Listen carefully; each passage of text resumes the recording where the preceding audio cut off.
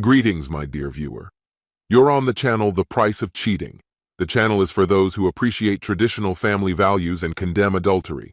So be sure to subscribe to the channel. Let's get started. In one night, my life fell apart so completely that it felt foreign to me. I packed up our things at the hotel, left, and drove home in a daze, barely aware of anything except the road ahead. At a traffic light, I muttered to myself, "Green light, let's go," and slowly let go of the brake, almost like the car itself. As I kept driving, I couldn't shake the shock of how quickly and profoundly everything had changed with Arya. Just recently, I was her whole world. Now, I was nothing. What haunted me most was the cold tone with which she delivered that crushing blow. She showed no emotion, no regret. She simply made the decision without hesitation, surrendering to the allure of some celebrity. Without any explanation, she disappeared, saying only that she needed to use the restroom. Her friend was in on the plan too, and in an instant, she was gone. To hell with her husband, it seemed. And not only me. To hell with the kids, too. She made this choice consciously, fully aware of what it meant. She knew how deeply it would hurt, yet she still left, on the night that was supposed to be ours. I can't fathom how someone who claims to love you could act this way. Perhaps if there had been signs, weeks of tension or estrangement, I might have been prepared for the betrayal. But just minutes before, she promised Dave that she'd dance every dance with me, held my hand as we laughed, meeting each other's gaze across the table. Everything seemed perfect. At one point, I considered picking up the kids early, but knew I wasn't ready to take care of them in this state. A hollow question echoed in my mind. What do I do now? Her cruel choice left me empty, deprived of all the feelings I should have had. No anger, no sadness, only numbness. Reality began to seep into my consciousness only the following morning when I finally opened my eyes. Somehow I managed to change into pajamas, hang up my suit, and collapse into bed. After a pointless shower, I trudged along an icy path and ended up at a cafe for breakfast. Marie, our usual waitress, immediately noticed I was alone. "Where's Arya?" she asked, pouring my coffee. I looked up at her. "You know Owen Anderson?" she smirked. "Who doesn't?" "Well, he's in bed with Arya now." Her face went pale, and she dropped the coffee pot, covering her mouth in shock. "Are you serious?" she whispered, clearly rattled by my blank stare. I nodded, brushing away the dampness gathering in my eyes. Twisting a napkin in my hands, I muttered, "Looks like I'll be needing a lot of these." "Ollie," she whispered, breaking protocol to place a comforting hand on my shoulder. "I thought you two were such a strong couple, just perfect." She brought over an entire napkin holder and sat down across from me. "My boss said I could take a break," she added softly. I just nodded. "So what will you do now?" she asked, genuinely concerned. I blew my nose, adding another tissue to the growing pile, and shook my head. "Honestly, I have no idea. I'm still trying to understand what even happened." She squeezed my hand in support, and I finally managed to say, "I'm stunned by how meticulously she planned it all." As I drank my coffee, I recounted the humiliations of that night, every painful detail. With each twist in the story, Marie's expression grew harder. "This is unbelievable," she finally said. "Did they know each other? Was all of this orchestrated?" "How would I know?" I replied, still struggling to comprehend it all. "I can't believe it," I muttered, staring into the distance. She had been so focused on me, up until the moment he asked her to dance.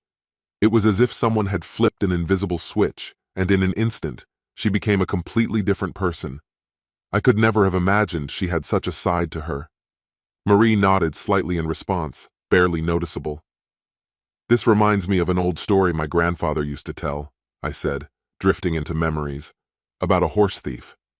"What story?" she asked, intrigued. "It was one of his favorites," I explained. "A horse was tied outside a store, and a man just walked up, untied it, and rode away as if he'd owned it all along."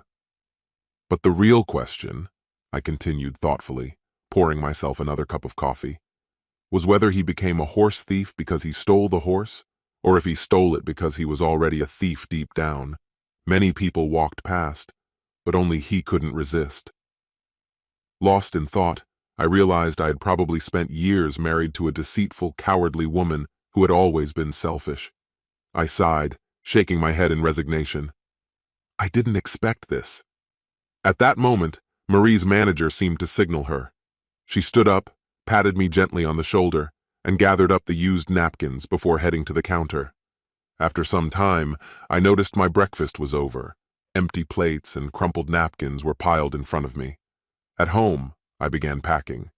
Whatever happened, staying in a marriage with a woman who had so coldly betrayed me was no longer an option. In a whirlwind of movement, I grabbed boxes, packed only the essentials, and left. My parents had retired to another city, like so many others, and the thought of joining them suddenly felt right. Driving south, I wondered, am I running away? Not at all. If my parents still lived nearby, maybe I would have stayed. But now, I wanted to be near people I could trust. Their warm home, far from the toxic remains of my broken marriage, was a bonus. I called them on the way, calmly explaining what had happened, partly thanks to that quiet talk with Marie. Mom put me on speaker so Dad could listen too. They immediately offered for me to stay as long as I needed. I stopped at a gas station, logged into my accounts, and transferred nearly all our savings to a new offshore account. She'd get her share eventually, but given her coldness towards me, I saw no reason not to make her work for it. She'd have to find funds for a lawyer without immediate financial support, which might complicate her access to the best specialists. I even blocked her credit cards, claiming they'd been lost.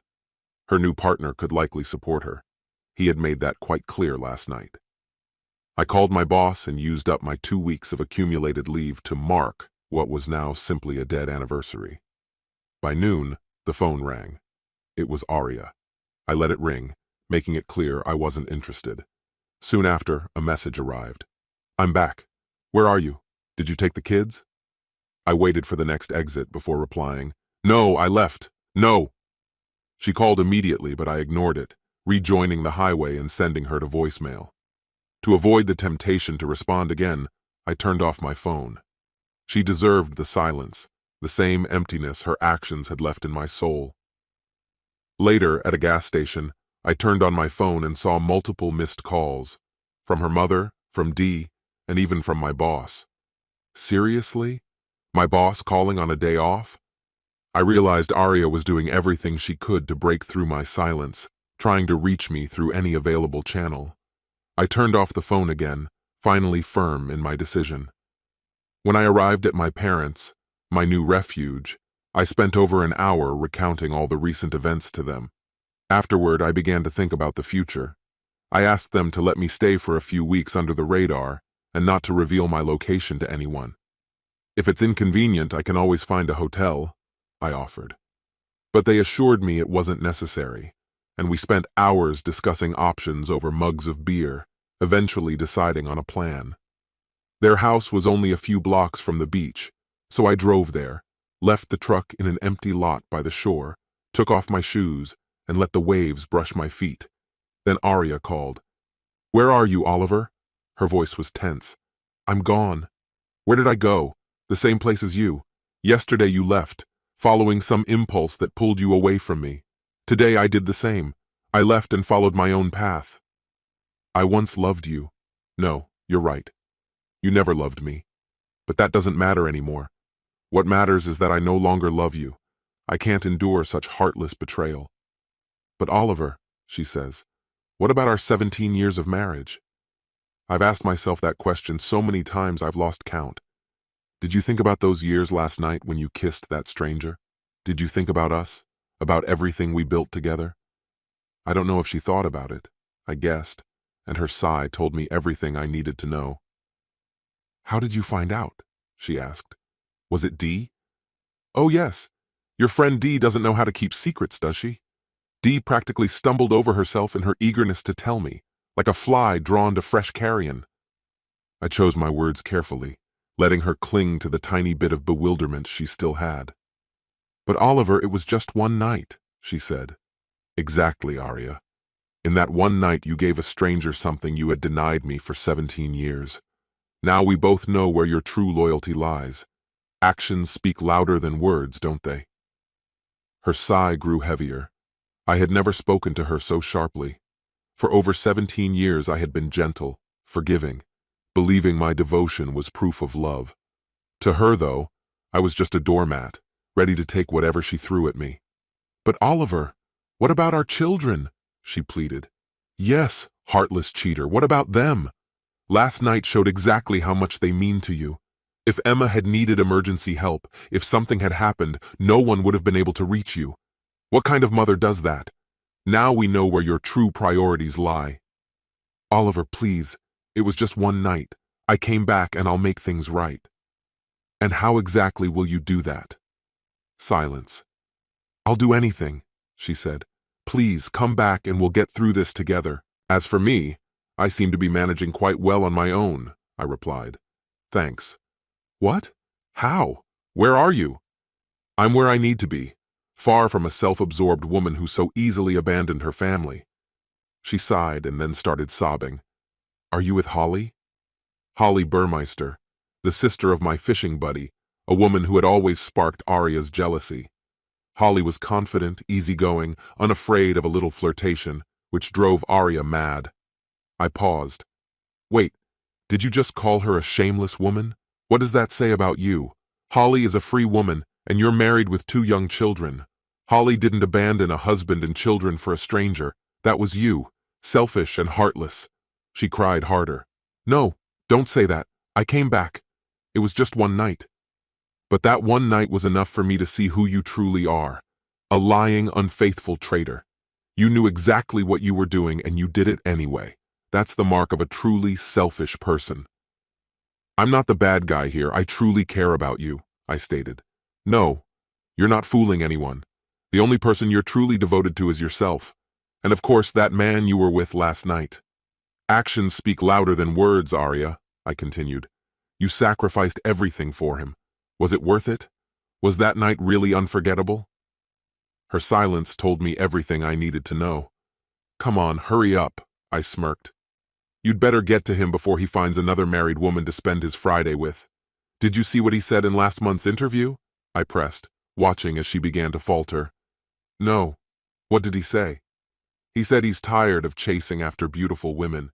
Claims he finds it far more thrilling to conquer plain, married women, the ones who aren't glamorous, the ones with stretch marks and signs of aging. Beautiful women are too easy for him. He needs a challenge. He thinks moms who put up a fight make the best conquests." "No, he couldn't have said that," she murmured, horrified. "Oh, but he did. It was last month. Didn't you see it? Why do you think he's always spotted with women like you? All the young, beautiful ones are gone. He's left with only the trusting ones he can manipulate. If you want to hold on to him, Arya, you'd better hurry. He'll be looking for a new thrill by Friday." Her restrained tears turned into open sobbing. "You're just saying all this to hurt me," she whimpered. "And why would I want to hurt you?" Though she knew the answer, she whispered quietly, "Because I love you." "Why would I want to hurt you, Arya?"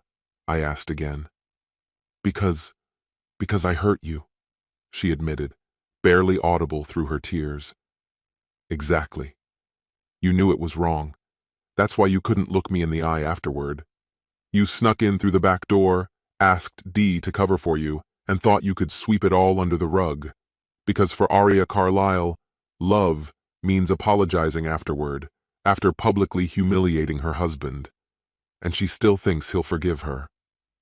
I took a deep breath. "No, Arya, this isn't just selfishness. It's delusion. But Oliver, it's over. It was only one night.